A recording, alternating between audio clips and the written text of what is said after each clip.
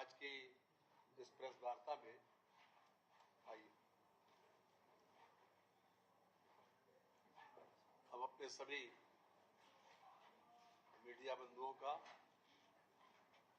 स्वागत और अभिनंदन करते हैं।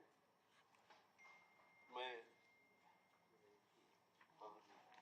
आज की मंत्रिपरिषद ने के समक्ष कुल 16 प्रस्ताव आए थे, जिसमें से एक प्रस्ताव कृषि विभाग का स्थगित किया गया और 15 प्रस्तावों पर मंत्रिपरिषद की सहमति मिल गई, जिसमें से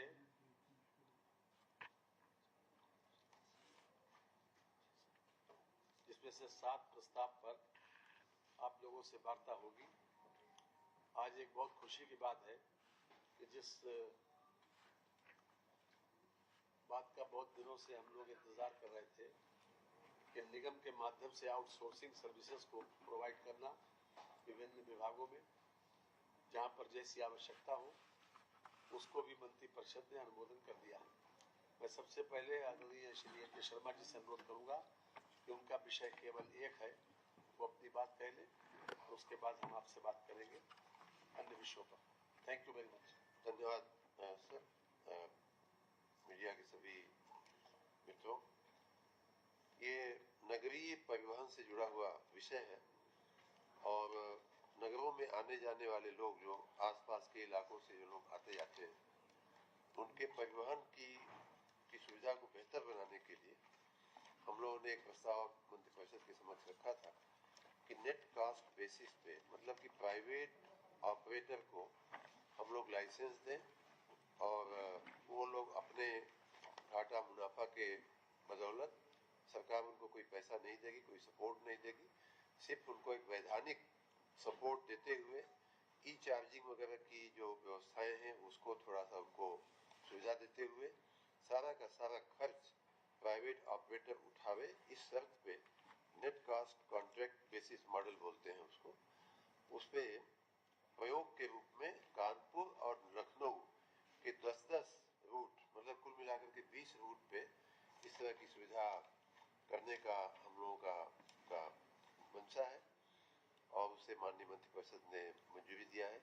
आपको मैं ये भी बता दूं कि वर्तमान में 15 नगर निगमों में 743 ई बसों का संचालन हो रहा है और ये जो बसें बनेगी, कुल कानपुर में 10 रूट और लखनऊ में 10 रूट, इस प्रकार 20 रूट पे ये बसें चलेगी। ई बसें होंगी सारी की सारी।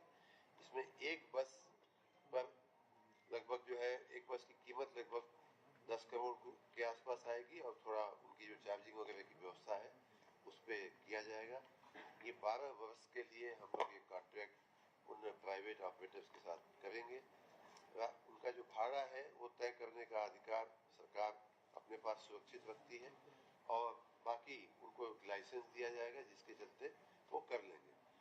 आपकी जानकारी के लिए चारबाग से लखनऊ की अगर बात किया जाए तो चारबाग से बाराबंकी, कामता से एयरपोर्ट, बालागंज से मोहनलालगंज, बालागंज से विराजखंड, घंटाघर से माल थाना, स्कूटर इंडिया से इंजीनियरिंग कॉलेज, चारबाग से देवा, चारबाग से कुर्सी, दुबग्गा से गंगागंज और घंटाघर से संडीला। ये लखनऊ के 10 रूट अभी चिन्हित किए गए हैं, फिर इसमें घटाया बढ़ाया भी जा सकता है। उसी प्रकार कानपुर के भी 10 रूट, राम देवी से जहानाबाद, फजलगंज से रूरा, घंटाघर से अकबरपुर, कानपुर रेलवे स्टेशन से बिंदकी, कानपुर रेलवे स्टेशन से बिठूर, कानपुर रेलवे स्टेशन से घाटमपुर, कानपुर रेलवे स्टेशन से IIT, घंटाघर से मूसानगर, कानपुर सिटी से सर्कुलर रूट। तो इस प्रकार इन 20 रूटों पे ये बसें प्राइवेट ऑपरेटर्स चलाएंगे। बसों की संख्या हर रूट पे 10-10 बस के हिसाब से एक हाँ जी, अभी एक से है, लेकिन उनको बढ़ाया भी जा सकता है। ऑपरेटर प्राइवेट होगा, उसको टेंडर के आधार पे उसका सिलेक्शन होगा, जो सबसे किफायती भाड़ा, सबसे किफायती शर्तें रखेगा उसका सिलेक्शन होगा और उनको चलाने की छूट मिलेगी।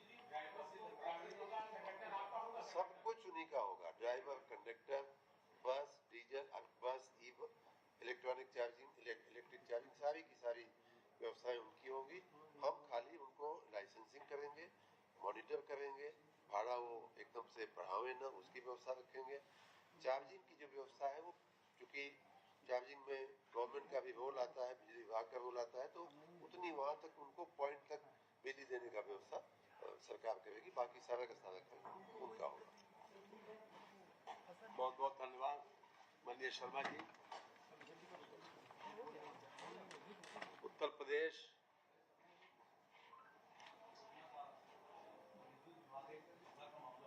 प्रदेश आउटसोर्स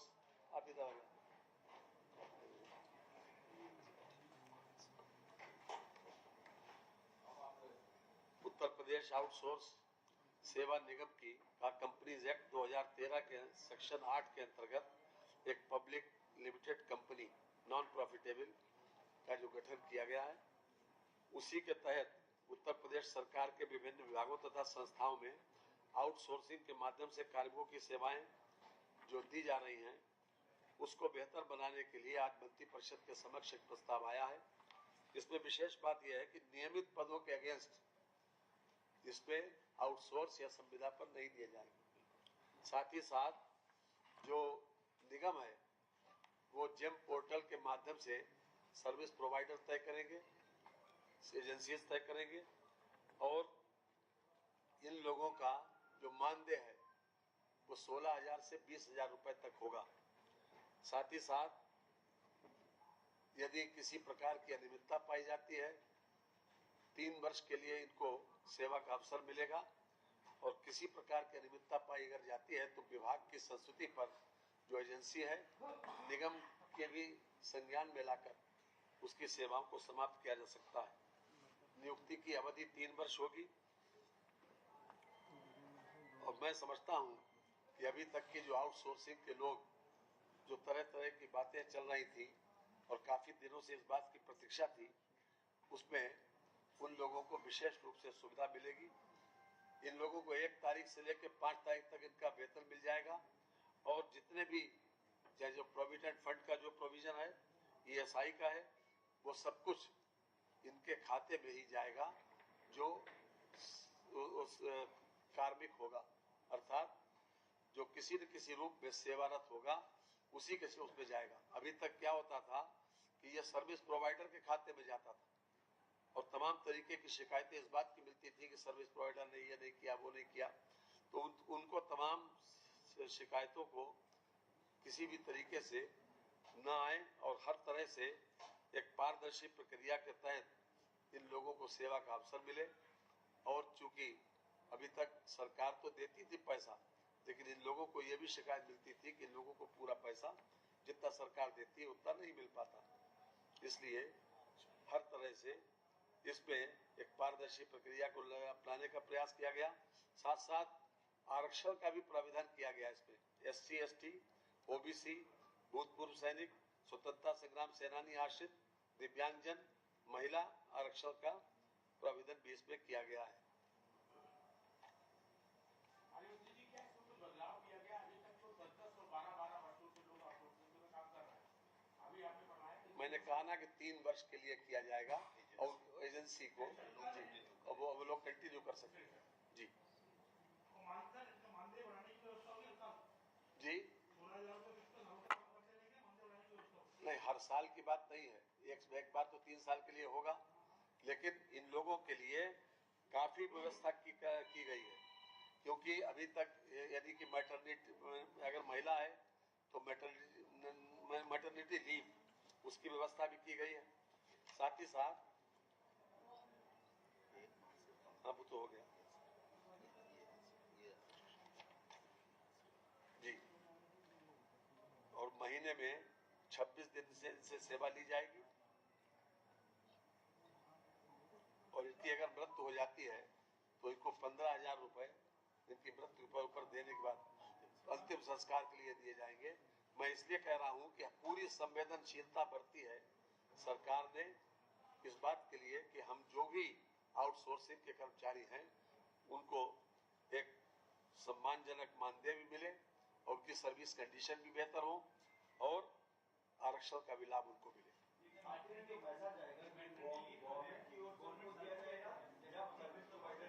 एक एक बोले।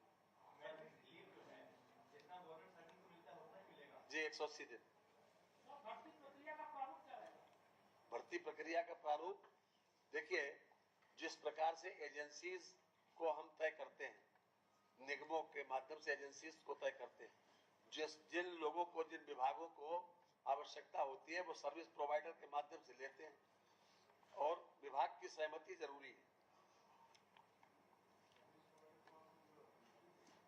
जी हाँ, सर्विस प्रोवाइडर को वो टेंडर पे आएगा ना, जेम पे जो है समझते हैं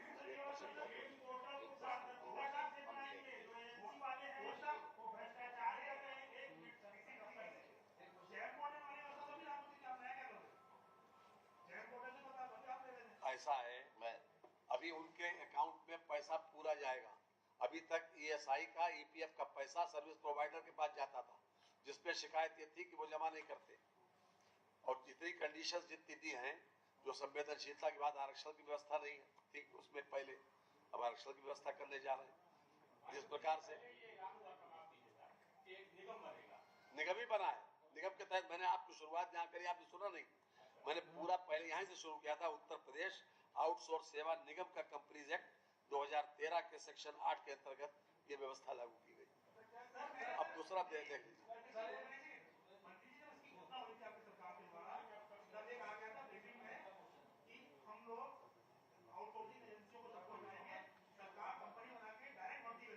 निगम के माध्यम से ही कर रही है, निगम के माध्यम से उनका चयन करेंगे। चयन जो है वो एजेंसीज का चयन उसके माध्यम से करेंगे, निगम करेगा। एजेंसी रहेगी।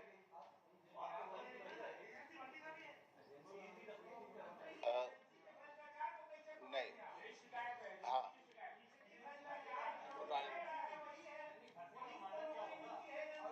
सुनिए सब एक साथ अच्छा, मैं इसको मैं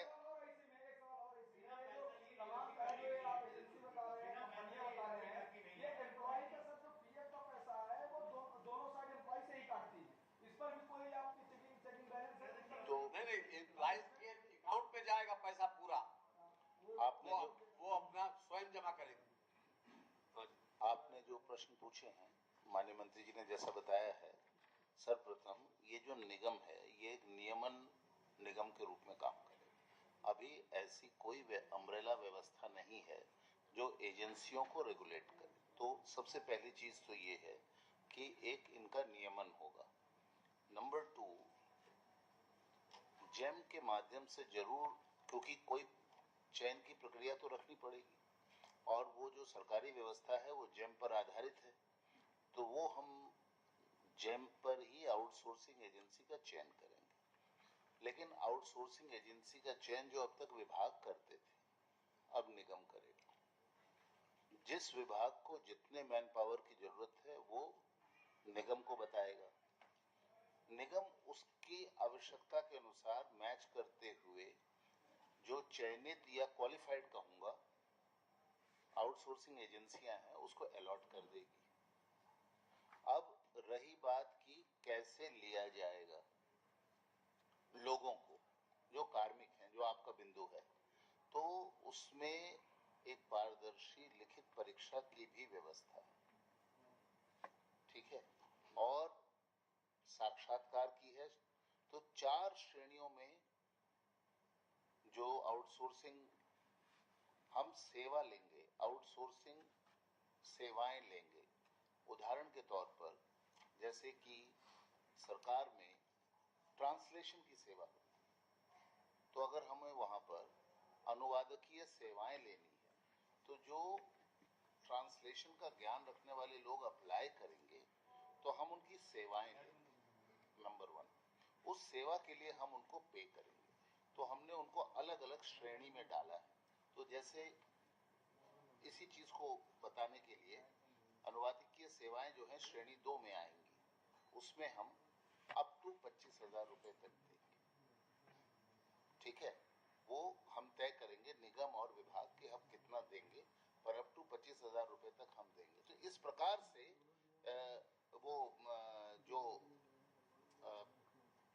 कितना उन सेवाओं के लिए पे करना है वो कर रहे थे। तो जैसा माननीय मंत्री जी ने आपको सूचित किया कि नियमित पदों के सापेक्ष नहीं होगा, ये सेवाओं के लिए हो।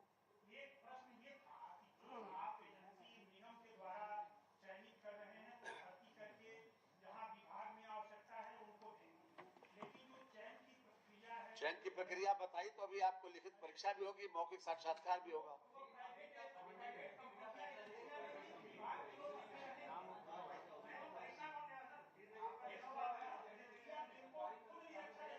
बना के बैठे हैं और वो भर्ती करके सरकार को देंगे, मनचाही पैसा ले लेंगे और मनचाहा दे देंगे। इस बार निगम सब कुछ निगम ऐसा है,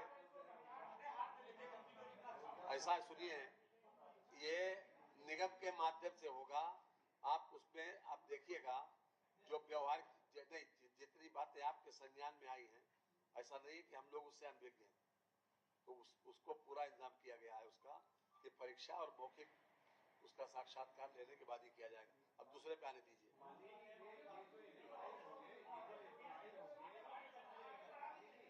देखिए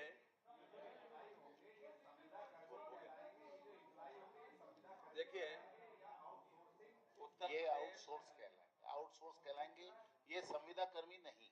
दूसरा 11 महीने का टेन्योर होता है, क्या इसको बढ़ा करके रखा जाएगा या वही 11 महीने वाले रखा जाएगा? 3 साल का बताया। देखिए प्रारंभ में ही बताया था 3 साल के लिए। दूसरा, हमारे एक और अधिकारी भी हैं, उत्तर प्रदेश इलेक्ट्रॉनिक्स घटक विनिर्माण नीति 2025, ये खास तौर से हमारा जो एक्सपोर्ट है वो इलेक्ट्रॉनिक्स के अभी तक घटक जितने भी हम अभी तक बनाते हैं, जो कुछ भी इक्विपमेंट्स बनाते हैं, ज़्यादातर इक्विपमेंट्स हम असेंबल करते हैं इलेक्ट्रॉनिक्स, बाकी चीज़ें बाहर से आती हैं, असेंबल हम लोग करते हैं। जैसे पीसीबी, मोबाइल फ़ोन पर जो कैमरा वगैरह लगता है उसको भी, डिस्प्ले यूनिट, इस प्रकार के जो यूनिट हम बाहर से खास ला के यहाँ पर असेंबल करते हैं मोबाइल में या लैपटॉप में, उसको हम स्वयं निर्मित करेंगे। इस प्रकार की नीति हमारी सरकार लेकर आई है और मैं समझता हूँ कि ये हमारे इलेक्ट्रॉनिक पूरे सिस्टम को बहुत ज़्यादा अपलिफ्ट करेगी। मैं श्री अनुराग यादव जो हमारे प्रमुख सचिव हैं उनसे कहेंगे कि इसके ऊपर जरा प्रकाश डिटेल में डाल दें। सर सभी लोग इसमें वाकिफ होंगे यहाँ पे। सर इलेक्ट्रॉनिक्स उद्योग में देश में पिछले 8 वर्षों में जो तरक्की हुई है वो अभूतपूर्व रही है। करीब 2015 में अगर आप देखेंगे आंकड़े वर्ष के, तो उस समय में महज 2 यूनिट ऐसी थी जो मोबाइल बनाती थी देश में, पूरे देश में। आज की तारीख में 300 है। इलेक्ट्रॉनिक गुड्स का जो निर्माण होता था वो लगभग 1.9 लाख करोड़ का हुआ करता था 15 में। पिछले 9-10 वर्षों में ये बढ़ के 11 लाख करोड़ से ऊपर का हुआ है। एक्सपोर्ट जो हुआ करता था, मोबाइल फोन हम जो बनाते थे और एक्सपोर्ट करते हैं, 8-10 साल पहले 1500 करोड़ रुपए का ही महज हुआ करता था, वो बढ़ के अब 2 लाख करोड़ से ज्यादा का हो रहा है। यानी बहुत तेजी से इस उद्योग में पिछले 8 वर्षों में पूरे देश में तरक्की हुई। और प्रदेश के लिए इसलिए महत्वपूर्ण है क्योंकि पूरे देश का जो इलेक्ट्रॉनिक उद्योग का विनिर्माण होता है, मैन्युफैक्चरिंग होती है, उनमें मोबाइल के हैंडसेट पूरे देश में जो प्रोडक्शन होते हैं वो आधे से ज्यादा लगभग हमारे नोएडा का जो रीजन है इलेक्ट्रॉनिक हब का, वहां होते हैं। कोई ऐसा ब्रांड नहीं है जो वहां पर निर्मित नहीं हो रहा है। आज की तारीख में सैमसंग सबसे बड़ा ब्रांड कहा जाता है, लेकिन उसके अलावा भी अगर आप इलेक्ट्रॉनिक उद्योग में देखेंगे जाके यूनिट्स, तो बहुत अच्छी तरक्की पिछले 8-10 वर्षों में विश्व स्तरीय फैसिलिटीज डेवलप हुई हैं। अभी कुछ दिनों पहले आप लोगों ने देखा होगा, आपकी खबर थी कि माननीय रक्षा मंत्री जी, माननीय मुख्यमंत्री जी एक यूनिट में नोएडा में गए हैं जहां ड्रोन बन रहा है, वो भी इलेक्ट्रॉनिक इक्विपमेंट होता है। अभी तक हम जो कर रहे थे उसमें ये है कि किसी भी उत्पाद का जितना असेंबली, जैसा माननीय मंत्री जी ने बताया, असेंबली के कुछ कंपोनेंट्स हमारे अपने पास से कुछ मंगाते थे, पर जो हाई वैल्यू कंपोनेंट होते हैं किसी भी चीज से जिससे ज्यादा प्रॉफिटेबिलिटी आती है, उसको लेकर करीब 11 कंपोनेंट्स ऐसे थे जिनको लेकर भारत सरकार ने एक रणनीति तय की है, नीति आयोग ने, global value chain of electronic goods की, और भारत सरकार ने उसमें अप्रैल में इलेक्ट्रॉनिक विनिर्माण की नीति लाई और उसके साथ साथ जो हम राज्य सरकार भी उसको बढ़ावा देने के लिए अपने राज्य में हमारे उद्योग है ये और राष्ट्रीय जो उद्देश्य है कि देश को आत्मनिर्भर बनाया जाए, प्रदेश को आत्मनिर्भर बनाया जाए और प्रदेश को एक इंजन जो बना हुआ है ग्रोथ इंजन इलेक्ट्रॉनिक्स मैन्युफैक्चरिंग का उसमें आगे बढ़ाते रहे हम। इसलिए हम लोगों ने माननीय मुख्यमंत्री जी के निर्देशन में ये नीति जो राज्य में लाए हैं हम इलेक्ट्रॉनिक कंपोनेंट मैन्युफैक्चरिंग पॉलिसी, इसका मुख्य उद्देश्य ये है कि भारत सरकार की जो नीति कंपोनेंट बनाने की है उसको हम कॉम्प्लीमेंट करें, उसके साथ राज्य की ओर से भी लोगों को प्रोत्साहन मिले और अब असेंबली के साथ साथ देश में प्रदेश में ही हम निर्माण कर सकें ऐसी चीजों का जो पूरे विश्व को निर्यात हो सके। तो इस नीति का बहुत बड़ा फायदा प्रदेश के आर्थिक जगत को होगा, एम्प्लॉयमेंट को होगा। इस नीति में एम्प्लॉयमेंट से इंसेंटिव को जोड़ा गया है जो इंडस्ट्रीज आएंगी और हमें उम्मीद है कि 6 वर्षों के लिए नीति लागू हो रही है। इससे एक बहुत बड़ा लाभ आर्थिक रूप से रोजगार के लिए प्रदेश को होगा, देश को होगा। जी एक एक करके पूछेंगे, मैं बता दूंगा। जी मैं बता दे रहा हूँ। जो 11 कंपोनेंट हैं उनमें डिस्प्ले मॉड्यूल होता है, जो आप लोग मीडिया के हैं सभी लोग वाकिफ होंगे। कैमरा मॉड्यूल है, नॉन सरफेस माउंटिंग डिवाइस होती हैं जो कंपोनेंट की लगाई जाती है सर्किट बोर्ड में, वो है। इलेक्ट्रोमैकेनिकल कंपोनेंट्स हैं, मल्टी लेयर पीसीबी, क्योंकि हाई एंड इलेक्ट्रॉनिक गुड्स है ये, तो उसके लिए जो मल्टी लेयर पीसीबी बोर्ड बनते हैं वो है। जो बैटरी सेल लगती हैं आपकी मोबाइल में 10,000 mAh वाली तक, बड़ी वाली गाड़ी की नहीं, वो इलेक्ट्रॉनिक प्रोडक्शंस में आती हैं, ऑटोमोबाइल वाली नहीं, इलेक्ट्रॉनिक गुड्स वाली अप टू 10,000 वो आती हैं इसमें। जो इनक्लोजर्स बनते हैं, कवर बनता है जो, तो पॉलीकार्बोनेट से बनता है, दाना होता है पेट्रोलियम का, उसको मोल्ड करके मोल्ड में बनाते हैं पॉलीकार्बोनेट, तो एनक्लोजर्स जो बनेंगे वो। इसके अलावा जो इनको बनाने की मशीनें होती हैं, मशीनरी जो होती है, जिस मशीनरी से ये बनेगा, तो उस मशीनरी का भी, क्योंकि यूनिट्स बढ़ेंगी हमारे यहाँ, अभी हम कई ऐसी मशीनरी है जो इंपोर्ट करते हैं, तो वो मशीनरी भी अगर कोई बनाना शुरू कर देगा यहाँ, जिससे कि हमारे उद्योग में सीधे सीधे मशीन बनना शुरू हो जाएंगे, तो उनको भी इसमें सम्मिलित किया गया। मुख्यतः ये बहुत हद तक आप कह सकते हैं कि नहीं बना, कुछ चीजें बनती थी, पर ज्यादातर जो इलेक्ट्रॉनिक्स की हाई वैल्यू चीजें थी ये सही है। तो किसी भी आप अगर देखेंगे किसी भी सेक्टर में ग्रोथ आने का ये तरीका होता है। इसका असर आएगा, सस्ता होगा और हम एक्सपोर्ट करेंगे, वर्ल्ड मार्केट में कॉम्पिटिटिव होंगे चीजें। कि जब आप मैन्युफैक्चर खुद करना शुरू करेंगे, और प्रोत्साहन इसलिए देना जरूरी है कि आज की तारीख में मैन्युफैक्चरिंग को हम प्रोत्साहित करें, जिससे कि वो यहाँ पे बनाना उनके लिए निर्माण की कॉस्ट कम हो सके और वो वर्ल्ड लेवल पे कॉम्पिटिटिव हो सके, जो बाकी देश है कुछ जगहों पे निर्माण होता है। जी बिल्कुल कम होगी, क्योंकि अभी बहुत सारा इक्विपमेंट ऐसा है जो वहां से इंपोर्ट होता है। तो इस मेन पर्पज, जैसे मैंने कहा, कि एक तो आर्थिक ग्रोथ का है, दूसरा स्वावलंबन का है, आत्मनिर्भरता का है। आपने जो आउटसोर्सिंग की बात की है, वो विषय चला गया। नहीं पहले अब बात पूछिएगा, सबका समय मत कर। संतुष्ट नहीं हो मुश्किल है कि अगर आपसे कोई सवाल किया जाता तो विषय चला गया, आपकी संतुष्ट नहीं हो पाए। अनुभव यह है कि आउटसोर्सिंग में या संविदा पर जो लोग आपके यहाँ काम कर रहे हैं, आपके विभाग, आप बताइए आपके विभाग की कौन सी फाइल आपको जनपद से हासिल करनी है? आपकी गोपनीयता पूरी तरह से भंग है। जो भी आपके फाइल के कागज होते हैं वो बाजार से कॉपी ले सकते हैं। जबकि आप सामान्य भर्ती करते थे तो एक कर्मचारी की पूरी जांच होती थी उसकी, कैसे उसका आचरण है, कैसे क्या गारंटी है कि आपके यहाँ की जो गोपनीयता वो भंग नहीं होगी? बताइए। देखिए, इस पर आपको आशंका नहीं करनी चाहिए। मैंने प्रारंभ में यहीं से शुरुआत की थी कि नियमित पदों के सापेक्ष आउटसोर्सिंग की नियुक्ति नहीं होगी। इसका जवाब सिर्फ एक ही लाइन में यही। आपसे सवाल ये है कि इस प्रक्रिया में आपका श्रम मंत्रालय का या संयोजनकारी का क्या रोल है? इसका सचिवालय प्रशासन देख रहा है इसको। सचिवालय प्रशासन जो है अभी तक देख रहा था, अभी आगे श्रम विभाग भी इसको जो है देखेगा।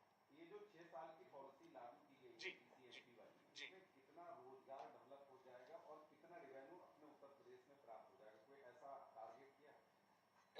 जो अभी की स्थिति है आज की तारीख में, आप मोटे तौर पे अगर समझना चाहें तो ये है कि देश ने ये लक्ष्य बनाया है कि हम अगले 5 सालों 6 सालों में इन कंपोनेंट्स में, अभी हमारी जो स्थिति है आज की, इसमें $50 बिलियन का निर्यात करते हैं आज की तारीख में लगभग इन कंपोनेंट्स के लिए। इसको इलेक्ट्रॉनिक को हमें बढ़ा के 500 ले जाना है अगले 5-6 सालों में। और आप औसतन देश का अभी 50% उत्पादन जो है इलेक्ट्रॉनिक का, जो भी आप ले, मैन्युफैक्चरिंग व्हाइट गुड्स का ले लें, चाहे टीवी का ले लें, फ्रिज का ले लें या मोबाइल फोन का ले लें, वो अभी आज भी आप लोग अगर खबर देखे होंगे तो डिक्सन आज की डेट में सबसे ज्यादा आया है, खबर ये आई है अभी इस क्वार्टर में कि देश का सबसे बड़ा बन गया है यूनिट। डिक्सन की 10 के यूनिट्स करीब नोएडा में कार्यरत हैं। यह राज्य का एक उपलब्धि है सर। आज ही ये खबर आई है अखबारों में कि पिछले क्वार्टर में देश में सबसे ज्यादा उन्होंने, वैसे सैमसंग भी रहा करता था, वो भी उत्तर प्रदेश में ही था, पर डिक्सन ने अभी उसमें मोबाइल फोन में देश में सबसे ज्यादा उत्पादन उन्होंने किया है, वो उत्तर प्रदेश में है। तो मैं कहना सिर्फ ये चाह रहा था कि लगभग $500 बिलियन का लक्ष्य राष्ट्रीय है। हमारा लक्ष्य ये है कि हम, जो हमारा स्पेस है, कि लगभग हम आधे का उसका जरूर उत्तर प्रदेश में हासिल करें इन कंपोनेंट्स को इस नीति के आज माध्यम से। उत्तर प्रदेश की ख्याति है कि हर चीज, आज उत्तर प्रदेश एक देश के अग्रणी राज्य में उसकी पहचान बनी है। वो इन्हीं सब चीजों की वजह से कि हमने डिफरेंट सेक्टर्स में अपनी पॉलिसी लॉन्च की। आज विशेष रूप से एक विषय और मंत्री परिषद के समक्ष आया कि हमारी अभी तक जो 2025 तक जो हमारी निर्यात प्रोत्साहन नीति थी, आज मंत्री परिषद ने एक अन्य प्रस्ताव के माध्यम से जो सहमति दी है, उत्तर प्रदेश निर्यात प्रोत्साहन नीति 2025 से 30 तक। ये भी अपने आप में जो नए निर्यातक हैं उनको, खासतौर से छोटे उद्यमी हैं उनको, या फिर जो लोग स्टार्टअप के माध्यम से जो लोग निर्यात करना चाहते हैं अपना कोई इनोवेशन, उसको भी प्रोत्साहित करने के लिए नई नीति और आई, जो 2025 तक जो नीति समाप्त हुई, अब 25 से 30 तक आई। लगभग इसमें 882 करोड़ रुपए खर्च करने का अनुमान है।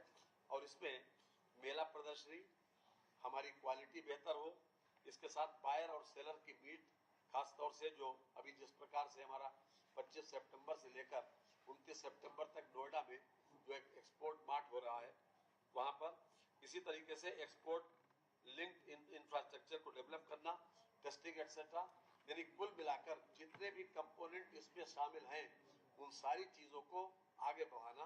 हर तरह से इस बात के लिए हम आगे बढ़ना कि जो हमारे एक्सपोर्टर्स की मांग है उनकी हम किसी न किसी रूप में पूर्ति कर सके और अपने लोगों को प्रोत्साहित कर सके।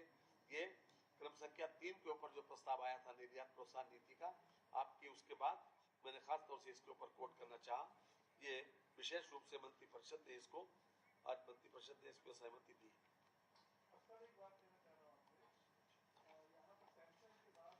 अब वो सवाल जो है वो विषय आगे बढ़ गया।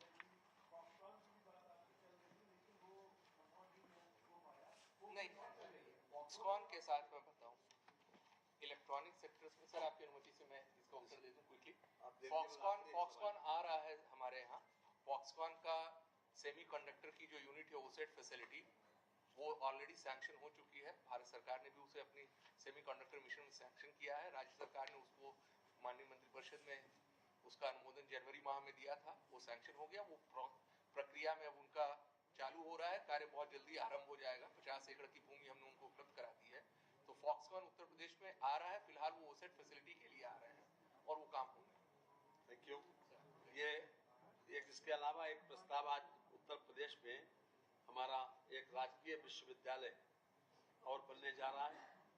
ये मुमुक्ष आश्रम ट्रस्ट के अंतर्गत आने वाली इकाइयों को उच्चीकृत करते हुए स्वामी सुखदेवानंद विश्वविद्यालय शाहजहांपुर की स्थापना पर आज मंत्री परिषद ने अपनी सहमति दे दी है।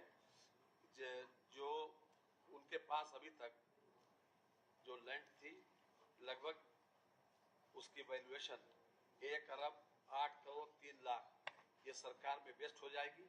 और मुमुक्ष आश्रम की विभिन्न इकाइयों के भवनों का जितना भी क्षेत्रफल है वो भी सब कुछ राज्य सरकार में वेस्ट हो जाएगी।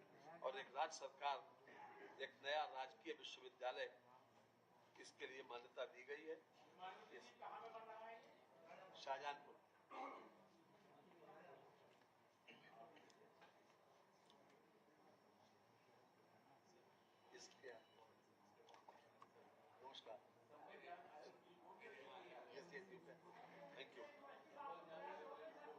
जी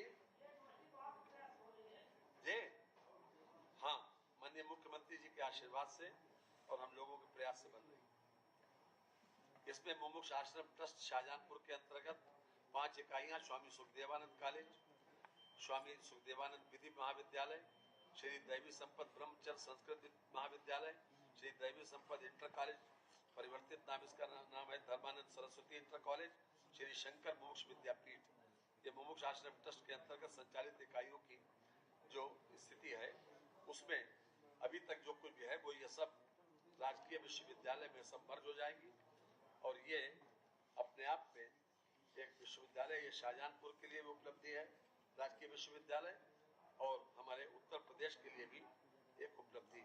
इसके अलावा एक विषय और रह गया अंत में, जनपद वाराणसी के अंतर्गत परगना रामनगर में स्थित अराजी 507, 508 की 3 एकड़ भूमि पर समेकित क्षेत्रीय केंद्र की स्थापना हेतु निःशुल्क भूमि का हस्तांतरण दिव्यांगजन सशक्तिकरण विभाग, सामाजिक न्याय और अधिकारिता मंत्रालय, भारत सरकार को किए जाने के संबंध में मंत्रिपरिषद ने अनुमोदन दिया है। ये 3 एकड़ जमीन विशेष रूप से हमारे जो दिव्यांग सशक्तिकरण विभाग को दी जा रही है। इस पर भी आज मंत्रिपरिषद ने अपनी सहमति प्रदान कर दी है। ये भी अपने आप में, क्योंकि उन लोगों की पॉलिसीज को आगे बढ़ाना, उसको स्ट्रेंथन करना, ये विशेष रूप से